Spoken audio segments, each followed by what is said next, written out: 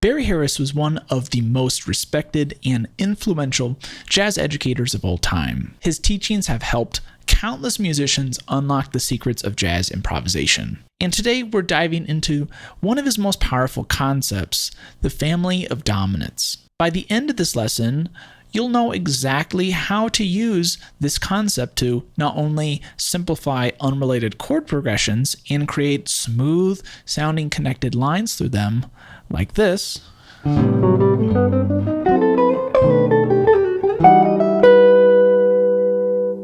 you'll also be able to deeply explore the altered dominant sound to create lines that sound kind of like this.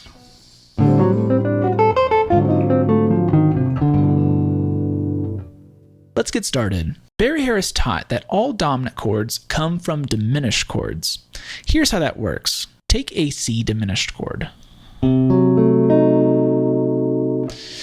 If you lower the first note of this voicing by a half step, you will get a B7 chord. Lower the next note and you'll get an F7 chord. Do this for every note in a C diminished chord, and you'll end up with 4 dominant chords, being F7, A flat 7, B7, and D7.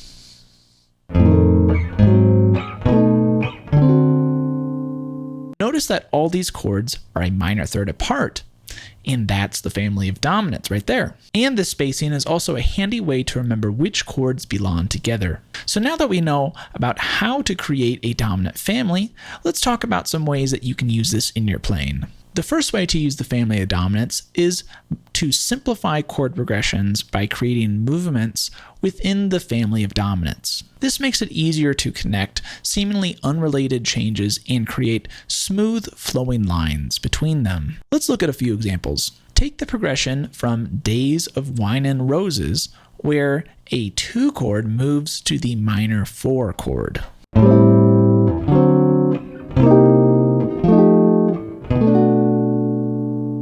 Using the concept of 2 equals 5, where the 2 chord can be replaced by its corresponding 5 chord, we could then reimagine this progression as D7 moving to F7.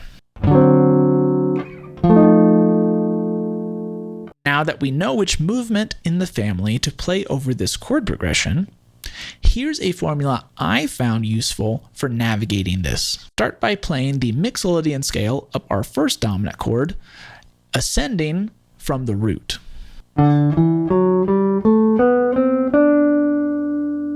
Then, aiming for the next downbeat, link the scale to one of 2 pieces of dominant language. If the second dominant chord doesn't resolve in a 5-to-1 motion, then use this language.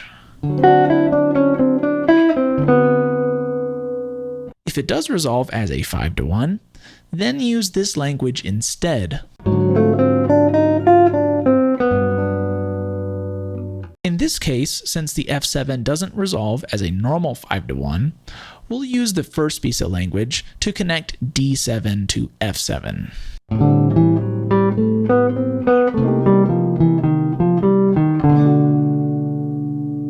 This next progression, found in tunes like Just Friends, moves the 2 chord to the 6 chord of our key.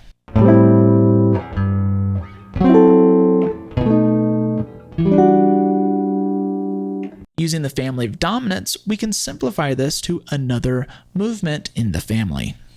D7 moving to B7.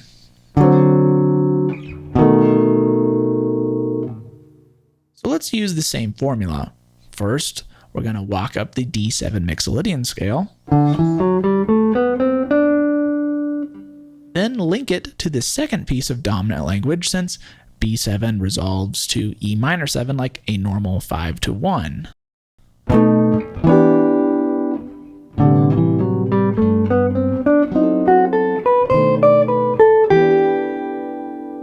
Our third progression digs into the tritone substitution sound, moving from D7 to A flat 7.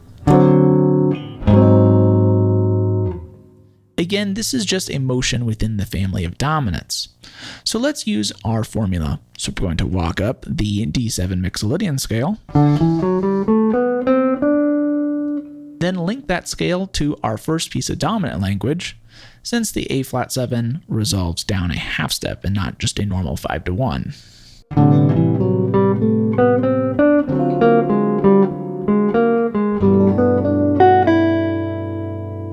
Our final chord progression, found in tunes like Benny Golson's Whisper Not, moves from a minor 6 chord to a 2-5-1.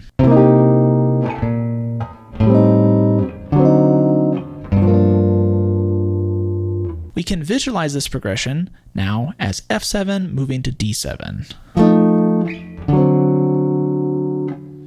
Using our formula, we'll first walk up the F7 Mixolydian scale now,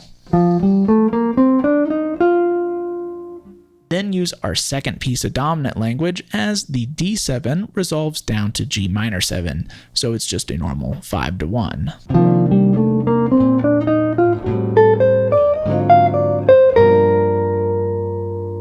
Now let's talk about the second way to use the family of dominants, being exploring the altered dominant sound. Traditionally, players are told to use the melodic minor theory, where we move the melodic minor scale a half step up from the root of the dominant chord that we're trying to alter to create this kind of sound.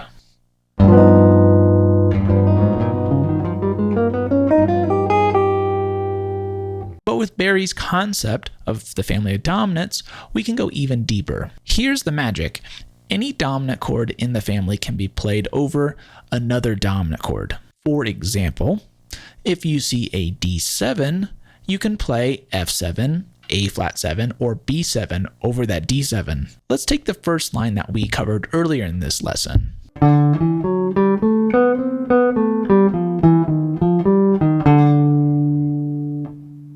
And now play this same line over a normal 2-5-1.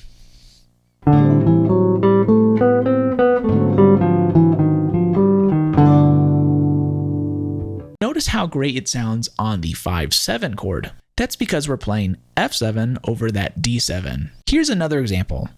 Using the second lick from this lesson, we are now going to play B7 over D7.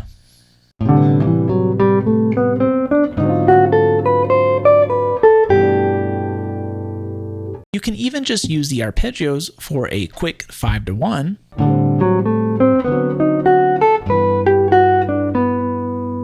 or for a longer 2-5-1 like this.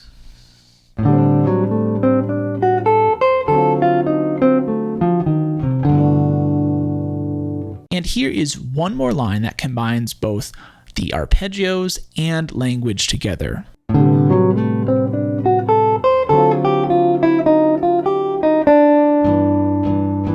So try these out and experiment with mixing and matching different dominants together. It's a great way to add variety and depth to your playing. All right, so now it's your turn. Grab your instrument and pick up one of these examples that we covered today and start practicing. I especially think this concept is great for visualizing seamless ways to play over standard progressions in songs like the ones we covered in this lesson. It can be as complex or as simple as you want it to be. Also, it's a great way to dig deeper into the altered dominant sounds over dominant chords. For instance, try mixing the altered scale with some of these dominant arpeggios and see what you come up with. Also, if you want to dig deeper into the family of dominants, I made an etude using all the examples from this lesson and applied it over a standard. And I have a video of me playing that etude and also giving a video breakdown of that etude over on my Patreon. So if that's something you're interested in and you want to dig deeper into this concept, I highly recommend you check it out. Also, on the note of Patreon, I want to give a shout out to those Patreons that make this possible. Without you guys, none of this could exist, and I truly appreciate your support. All right, that's it for this lesson. And as always, remember to always keep swinging.